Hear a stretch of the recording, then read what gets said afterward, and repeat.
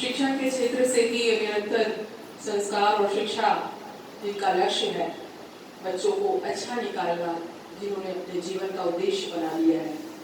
यहाँ की डायरेक्टर ममता दीदी, हमारी सखियाँ सुश्री संध्या सरवटे जी, समाज सेवी बहनें हमारी श्रीमती प्रीति जी, डॉक्टर दीप्ति शुक्ला जी, डॉक्टर ज्योति तावड़े जी और डॉक्टर शैली तिवारी जी, और आप सब विद्यार्थी और आदरणीय श्री पांडे जी, और मैं आपका नाम बोलना चाहूँगी, श्रीमती अनामिका पाठक जी, और बहुत ही कहा जाए कि जिसको माँ सरस्वती वीणा पाणिनी का भी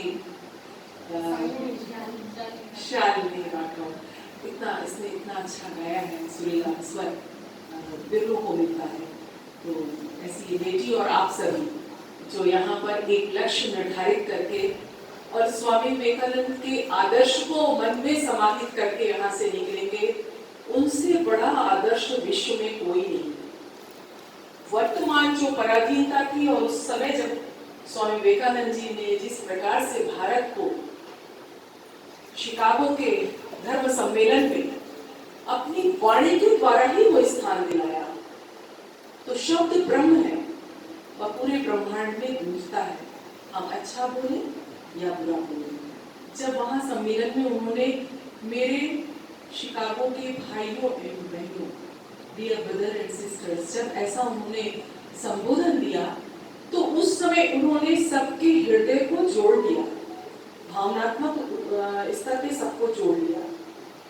और जो वो जुड़ाव है, जब आप किसी से कनेक्ट हो जाते हो तो जो आपके अंदर का है वहां बहने लगता है और उनका आपके ओर आने लगता है। तो आप एक सबको दे रहे हो, मगर सबके अंदर से कितना आपके अंदर आ रहा है। तो जो उसमें स्वामी विवेकानंद के अंदर सबके मिलने से जो ऊर्जा का उनकी वो प्रभाव हुआ, उसी ने उनको स्वामी विवेकानंद के रूप में स्थापित करके, और वो ऊर्जा का इतना अकाट्य और इतना जो है कहा जाए विशाल ऊर्जा का वो स्तर था, जो सतत आज भी बहता चला जा रहा है और युगों युगों तक चलता रहेगा। तो यही से आप समझ चुके होंगे कि शब्द का क्या महत्व है। और फिर अपशब्द जब आ जाए, अपशब्द माने कि जो एक नकारात्मक ऊर्जा देता है, सकारात्मक, नकारात्मकता विध्वंस की ओर ले जाती है और सकारात्मकता को सृजन की ओर ले जाती है। आज उसी पे आप लोगों से बात कर रहे हैं। मेरा जो एक वैचारिक स्वच्छता अभियान का एक लक्ष्य है मेरा, और ब्रांड एम्बेसडर रहते हुए स्वच्छ भारत मिशन की मैंने इसको उठाया था 2019 में, और 17 सितंबर 2019 को नो अब्यूज डे घोषित किया था। निरंतरता के साथ इसमें काम करते हुए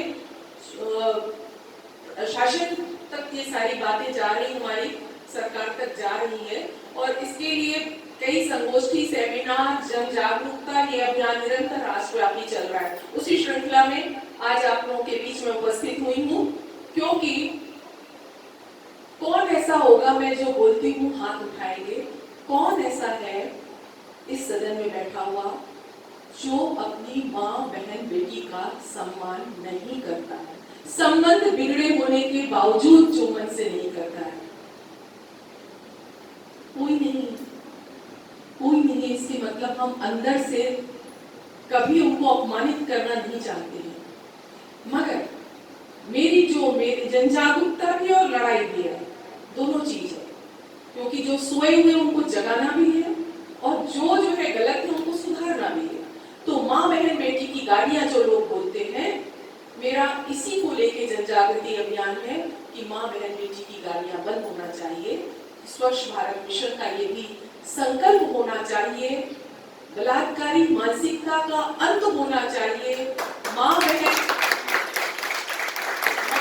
बेटी की गालियां बंद होना चाहिए, समाज की ये सिड़प समाप्त होनी चाहिए। सो रहा है तंत्र, अब आवाज उठना चाहिए, माँ, बहन, बेटी गालियां अब बंद होना चाहिए। और अभी या देवी सर्वभूतेषु मातृरूपेण संस्थिता, नमस्तस्यै नमस्तस्यै नमस्तस्यै नमो नमः। मातृ शक्ति के रूप में में जो सभी में विद्यमान है, उस सत्ता को हम नमन करते हैं। और देखा जाए तो माँ के 18 दिन होते हैं वर्ष भर में, तो जिसको हम, और कौन ऐसा है जो बिना माँ के इस दुनिया में अपनी पहचान बना सकता है?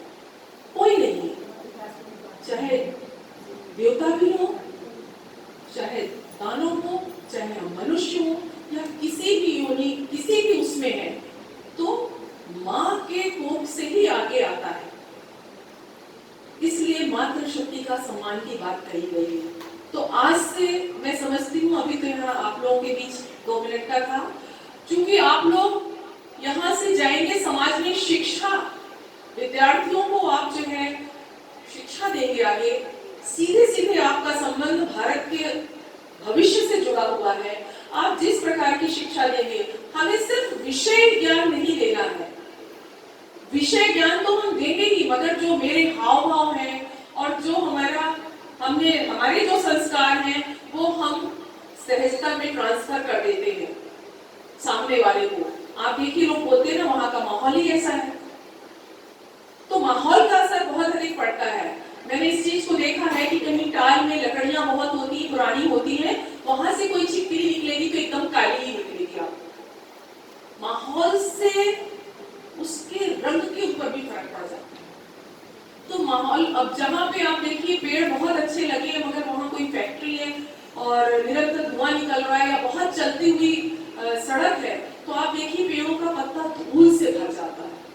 वो ऑक्सीजन देने लायक, मतलब उसके छेद बंद हो जाते हैं उससे, वो तो दे रहा है, मगर ऐसे जगह पे जाके खड़ा है कि वो जो दे रहा है वो भी बाधा उसमें आ रही। इसलिए माहौल का बहुत असर पड़ता है। मुझे विश्वास है कि आप सब गुरुजन भविष्य में बच्चों को देंगे, तो वो बच्चे आपको जीवन पर्यंत याद रखेंगे।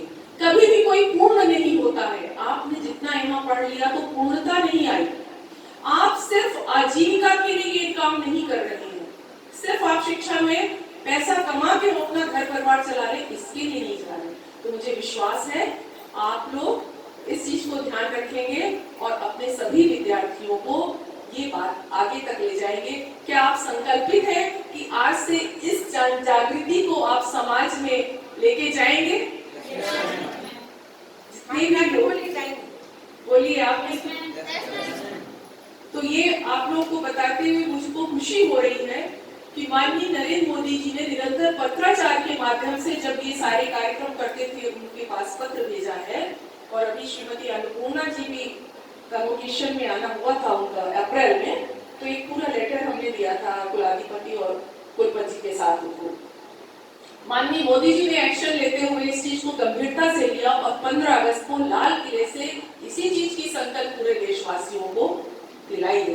तो ये भी मेरे लिए ये और नई ऊर्जा का काम हुआ कि नहीं, हमारा नेतृत्व भी जो है, भारत सरकार भी इस ओर कदम ले रही है। तो आज मैं पत्र की फाइल छोड़ गई हूँ, तो उसमें भी एक जो आपका आगे कि हम इस नियम को पारित करें कि ये स्त्री सूचक अपशब्द जो है गंभीर अपराध की श्रेणी में है। जाति सूचक जैसे जब एक धारा बन सकती है, तो पूरी की पूरी संपूर्ण आदि जाति के लिए क्यों नहीं हो सकती है? मेरा इस विषय को ही लेकर के है, मैं निरंतर इस पे काम कर रही हूँ।